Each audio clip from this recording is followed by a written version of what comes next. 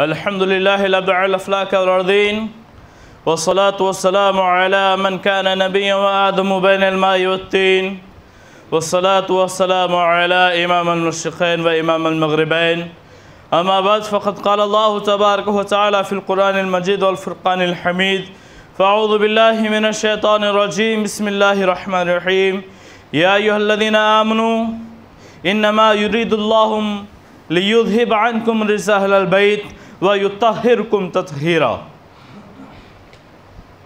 صدق الله العظيم وصدق رسوله النبي الكريم ونحن على ذلك لمن الشاهدين والشاكرين والذاكرين والمنذرين والحمد لله رب العالمين۔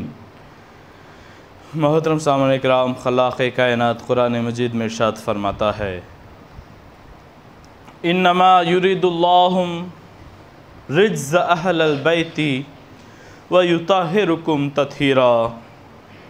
اے اہل بیت، اے میرے نبی کے گھر والوں، اللہ تعالیٰ تم سے یہ ارادہ کرتا ہے کہ آپ کو رجز سے پاک کرے، وَيُطَّهِّرُكُمْ تَطْهِيرًا، اور پاک صاف اور منزہ کر دے۔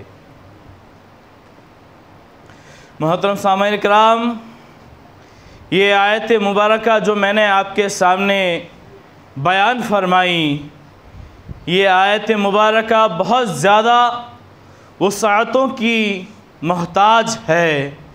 انشاءاللہ تعالی اس کی وسعتوں تک پہنچا جائے گا۔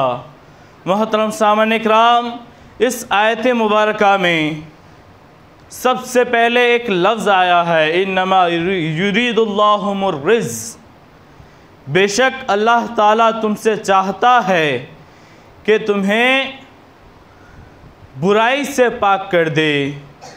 محترم سامعین کرام، یہ جو لفظ رجز آیا ہے، آئیے اس کی تحقیق کی جائے، اس کی تفتیش کی جائے، تب ہمیں اس بات کا علم ہوگا۔ مولانا عبدالقادر بدایونی فرماتے ہیں اس رجز سے مراد گناہ کبیرہ ہے، اور مولانا عبدالقادر بدایونی فرماتے ہیں کہ یہ رجز اس سے مراد گناہ کبیرہ ہے، اور ان کا یہ قول ہے اور ان کا یہ ماننا ہے کہ اہل بیت سے گناہ کبیرہ ہرگز سرزد نہیں ہو سکتا، اگر ہو بھی جائے تب بھی انہیں اپنے انتقال سے پہلے توبہ کی توفیق دی جائے گی۔ محترم سامعین اکرام، ایک لفظ رجز ہے، اس کے معنی لوگوں نے ہر کسی نے الگ الگ طریقوں سے کیے ہیں۔ کچھ لوگ اسے گناہ کبیرہ تصور کرتے ہیں، اور کچھ لوگ اسے ظاہری گناہ اور ظاہری آلودگی کو تصور کرتے ہیں۔ محترم سامعین اکرام، اس بات کو آپ ذہن نشین رکھیں کہ اللہ تبارک و تعالیٰ نے یہ احسان اور یہ اعزاز صرف حضور اکرم صلی اللہ تعالیٰ علیہ وسلم کے گھر کو دیا ہے، کہ چنانچہ یہ اللہ تعالیٰ کا اعزاز ہے کہ حضرت آدم علیہ السلام سے لے کر قیامت تک کے آنے والی خواتین مہینے میں 8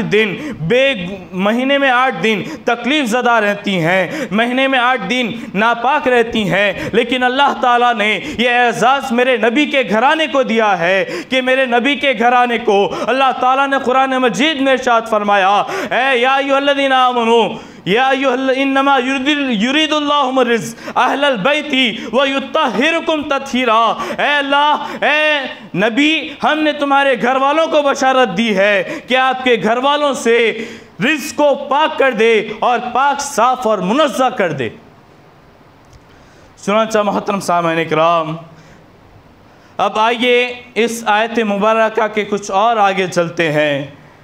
اس آیت مبارکہ میں ایک لفظ اہل بیت استعمال کیا گیا ہے، آئیے اس لفظ اہل بیت کی تشریح کی جائے۔ لفظ اہل بیت کیا ہے؟ لفظ اہل بیت اگر ہم دیکھیں گے تب ہمیں اس بات کا علم ہوگا۔ ایک مرتبہ حضور اکرم صلی اللہ تعالیٰ علیہ وسلم بی بی فاطمہ الزہرا کے گھر گئے۔ ان کے گھر میں جانے کے بعد آپ نے حضرت علی کو بلایا، بی بی فاطمہ کو بلایا، حضرت حسن کو بلایا، حضرت امام حسین کو بلایا۔ ان کو بلانے کے بعد ان چاروں پر حضور اکرم صلی اللہ تعالی علیہ وسلم نے چادر کو اوڑھ لیا، ان چاروں پر، ان پانچوں پر حضور اکرم صلی اللہ تعالی وسلم نے اپنے آغوش میں لے لیا۔ اپنے آغوش میں لے کر رسول اللہ صلی اللہ علیہ وسلم نے چادر کو اڑا دیا۔ اس کے بعد رسول اللہ صلی اللہ تعالی وسلم نے اس آیت مبارکہ کی تلاوت فرمائی۔ اس آیت مبارکہ کی جب آپ نے تلاوت فرمائی، اس کے بعد حضرت سلمہ رضی اللہ تعالیٰ عنہ اس چادر کو ہٹا کر اندر گھسنے کی کوشش کر رہی تھیں، لیکن حضور اکرم صلی اللہ تعالی وسلم نے ہاتھ کا اشارہ کر کے انہیں منع فرما دیا، اور منع فرمانے کے بعد حضور اکرم صلی اللہ تعالی وسلم نے فرمایا یہ میری اہل بیت ہے، یہ میرے گھر والے ہیں، اللہ تعالیٰ ان گھر والوں سے آگے بہت زیادہ امتحان لے گا۔ محترم سامعین کرام، کچھ لوگ ائمہ کرام اہل بیت سے مراد ازواج مطہرات کو بھی لیتے ہیں، کچھ علماء کرام گھر والوں سے مراد ازواج مطہرات اور ان پنجتن پاک کو لیتے ہیں، یعنی کہ حضرت عمر رضی اللہ تعالیٰ عنہ، حضرت ابوبکر صدیق رضی اللہ تعالیٰ عنہ، حضرت عثمان غنی اور حضرت علی رضی اللہ تعالیٰ عنہ، ان لوگوں کو بھی کچھ لوگ اہل بیت میں شمار کرتے ہیں، لیکن قوی اور مضبوط ترین قول یہ ہے، اور اکثر لوگوں کا اس بات پر فتویٰ ہے کہ حضرت علی اور بی بی فاطمہ الزہرا اور امام حسن اور امام حسین اور حضور اکرم صلی اللہ تعالی وسلم یہی شخصیات اہل بیت ہے۔ محترم سامعین کرام، چونکہ اہل بیت کی تعریف آپ کے سامنے ہو گئی، اب اہل بیت کی تعریف کے بعد اہل بیت کے پہلے فرد جن کا نام حضرت علی مولا علی مشکل کشا ہے، آئیے ان کے تعلق سے کچھ بات چیت کر لی جائے۔ حضرت مولا علی مشکل کشا کون تھے؟ حضرت علی رضی اللہ تعالیٰ عنہ کا نام کیا تھا؟ آپ کا نسب کیا تھا؟ آپ کے والد بزرگوار کا نام کیا تھا؟ محترم سامعین کرام، حضرت علی رضی اللہ تعالیٰ عنہ کے والد کا نام حضرت عمران تھا، آپ کے والدہ کا نام فاطمہ بنت اسد تھا، آپ کی والدہ کا نام فاطمہ بنت اسد تھا۔ حضرت علی رضی اللہ تعالیٰ عنہ کون ہے؟ یہ وہی شخصیت ہے جسے مرتضیٰ کہا جاتا ہے، یہ وہی شخصیت ہے جسے حیدر کرار کہا جاتا ہے، یہ وہی شخصیت ہے جس کے ہاتھ پر خیبر فتح ہوا، یہ وہی شخصیت ہے جس کو حضور اکرم صلی اللہ تعالی وسلم نے ڈھیر ساری بشارتیں دی، یہ وہی شخصیت ہے جسے رسول اللہ صلی اللہ تعالی وسلم نے باب مدینۃ العلوم کہا، یہ وہی شخصیت ہے جسے حضرت عمر رضی اللہ تعالیٰ عنہ نے کہا لولا علی لہلک عمر، اگر علی نہ ہوتا تو عمر ہلاک ہو جاتا۔ یہ وہی شخصیت عظمیٰ ہے جو امام حسن اور امام حسین کے والد بزرگوار حضرت علی رضی اللہ تعالیٰ عنہ مولا علی مشکل کشا، یہ وہی شخصیت عظمیٰ ہے جنہیں اس ہجرت کی رات اپنے گھر میں حضور اکرم صلی اللہ تعالی وسلم نے سلا دیا، اور حضور اکرم صلی اللہ تعالی وسلم نے حضرت علی کو سلایا۔ سلانے کے بعد حضرت علی رضی اللہ تعالیٰ عنہ کا ان کا صبر اور استقلال دیکھیے، ان کا حضور اکرم صلی اللہ تعالی وسلم کی طرف کا رویہ دیکھیے، حالات کو جانیے، حالات کیا تھے اس وقت کے حالات سے آپ واقف ہوئیے۔ آپ کو معلوم ہونا چاہیے کہ وہ کون سی گھڑی تھی، وہ کون سا موقع تھا، وہ کون سا وقت تھا جس وقت عرب کے مشہور قبیلوں سے بڑے بڑے جنگجو آئے ہوئے تھے، بڑے بڑے طاقتور لوگ آئے تھے، ہر کوئی تلوار کا ماہر تھا، ہر قسم کے ہتھیار لے کر آج وہ چاہتا تھا کہ چراغ زندگی کو بجھا دے گا، رسول اکرم کو فنا کر دے گا، رسول اکرم کو شہید کرنے کے ارادے سے آئے تھے۔ 100 سے زیادہ لوگ تھے، دروازے کے باہر کھڑے تھے۔ حضور نے کہا اے علی تم اس جگہ پر آرام کرو، اور اس وقت حضرت علی رضی اللہ تعالیٰ عنہ نے یہ گمان نہ کیا کہ رسول کی بات پر سوال اٹھائے، کیوں؟ انہیں بھی معلوم تھا کہ رسول کی بات میں سوال اٹھانا ایمان کی گستاخی ہے، ایمان کے ساتھ ناانصافی ہے۔ حضور کی بات پر سوال اٹھانا، تو یہ لوگ کون ہیں جو مہدی موعود علیہ السلام کے تعلق سے حضور نے فرمایا کیف تعلق امتی، اس بات کی بات کو غلط ثابت ٹھہراتے ہیں۔ کیف تہلک امتی، اس حدیث کو جو لوگ غلط ثابت ٹھہراتے ہیں، ان کی کیا حیثیت ہے، کیا وقار ہے، ان کا کیا ایمان ہے، ان کا کیا دین ہے۔ حضرت علی رضی اللہ تعالیٰ عنہ نے حضور اکرم صلی اللہ تعالی وسلم کے قول پر ثابت قدم رہتے ہوئے، آپ کی بات پر بالکل اعتراض نہ کرتے ہوئے اس جگہ پر حضرت علی رضی اللہ تعالیٰ عنہ سو گئے، اور سونے کے بعد آپ نے یہ ثابت کیا کہ حضور اکرم صلی اللہ تعالی وسلم بے شک اپنے قول پر سچے تھے، اور وہ وقت کیسا تھا، ہر کوئی حضور کے قتل کے ارادے سے آیا تھا۔ حضور اکرم صلی اللہ تعالی وسلم نے حضرت علی کو اس وقت سلایا، حضرت علی کے ذہن میں خیال آ سکتا تھا کہ میری جان جا سکتی ہے، ایک سے بڑھ کر ایک ماہر لوگ کھڑے ہوئے تھے، جان کا بالکل حضرت علی نے فکر نہ کی، اپنی جان کی پرواہ نہ کی، اور حضور کو کسی قسم کا سوال نہ کیا۔ حضور اکرم نے سوال کیا، حضور اکرم کا جواب دیا، اور بے شک آپ لیٹ گئے۔ یہ حضرت علی رضی اللہ تعالیٰ عنہ کا مقام و مرتبہ ہے۔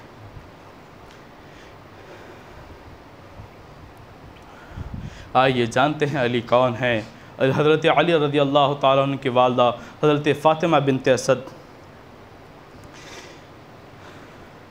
آپ خانہ کعبہ کی زیارت کرنے گئی تھیں۔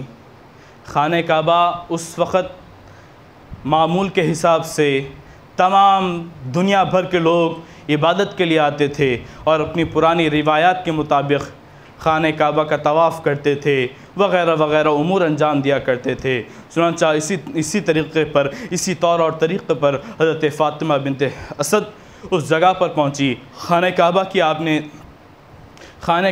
آپ نے زیارت فرمائی، اور چنانچہ آپ کونے میں بیٹھ گئیں، اور کونے میں بیٹھنے کے بعد آپ کو شدید درد زہ ہوا، آپ کو شدید تکلیف ہوئی، آپ کے ذہن میں یہ خیالات کا سمندر امٹ پڑ رہا تھا، آپ کے ذہن میں خیالات کا طوفان امٹ پڑ رہا تھا کہ مجھے میرے پیٹ میں درد ہو رہی ہے، مجھے میرے بیٹے کی ولادت کی تکلیف ہو رہی ہے، اور یہ خانہ کعبہ ایسی جگہ ہے، اس جگہ تو پردے کا بالکل بھی انتظام نہیں ہے، آسمان کھلا ہے، دیواروں کا کوئی نام و نشان نہیں ہے۔ چنانچہ بی بی فاطمہ بنت اسد اسی خیال میں تھی کہ تکلیف اور بڑھ گئی، تکلیف اور جب حد سے زیادہ بڑھ جاتی ہے، فوراً خانہ کعبہ کی دیوار پھٹتی ہے، اور اللہ تعالیٰ کی بارگاہ سے اوپر سے آواز آتی ہے، اے فاطمہ بنت اسد خانہ کعبہ کے اندر چلے جاؤ۔ چنانچہ فاطمہ بنت اسد خانہ کعبہ کے اندر چلی جاتی ہیں، اور خانہ کعبہ میں حضرت علی رضی اللہ تعالیٰ عنہ کی ولادت عمل میں آتی ہے۔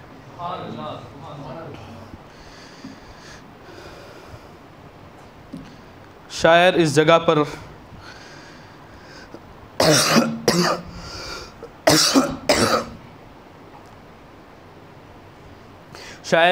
بہت ہی پیارے اشعار ارشاد فرماتا ہے۔ شاعر کہتا ہے، تائید حق میں پہلی شہادت علی کی ہے، تائید حق میں پہلی شہادت علی کی ہے، پیغمبری نبی کی ہے، ولایت علی کی ہے۔ تائید حق میں پہلی شہادت علی کی ہے، پیغمبری نبی کی ہے، ولایت علی کی ہے۔ مولد بھی محترم ہے، ولد بھی ہے محترم، مولد بھی محترم، ولد بھی ہے محترم، کعبے میں ہے اور جائے ولادت علی کی ہے۔